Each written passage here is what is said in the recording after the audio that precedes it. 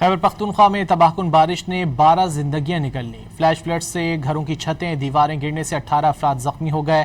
P D M اے کے مطابق مرنے والوں میں خواتین اور بچے بھی شامل ہیں۔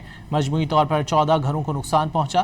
لنڈی کوتل میں ریسکیو اور ایف سی اہلکاروں نے پاک افغان شاہراہ پر گاڑیوں میں پھنس جانے والے افراد کو ریسکیو کر کے محفوظ مقام پر منتقل کر دیا۔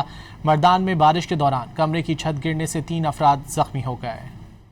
خیبر پختونخوا میں تباہ کن بارش نے 12 زندگیاں نگل لیں۔ خیبر پختونخوا میں گزشتہ 24 گھنٹوں کے دوران تیز بارش اور فلیش فلڈ سے گھروں کی چھتیں دیواریں گرنے سے 12 افراد جاں بحق جبکہ 15 زخمی ہو گئے۔ پی ڈی ایم اے کے مطابق جاں بحق افراد میں 6 مرد، 5 بچے اور 1 خاتون شامل ہیں۔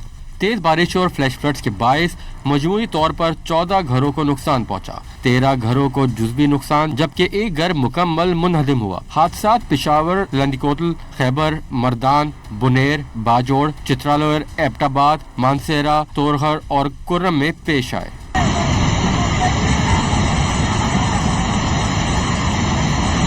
لنڈی کوتل میں ریسکیو 1122 نے پاک افغان شاہراہ پر پھنس جانے والی 100 سے زیادہ گاڑیوں کو محفوظ مقامات پر منتقل کیا۔ سیلابی ریلے میں 3 گاڑیاں بہہ گئیں جن میں سے 6 افراد کی لاشیں نکال لی گئیں۔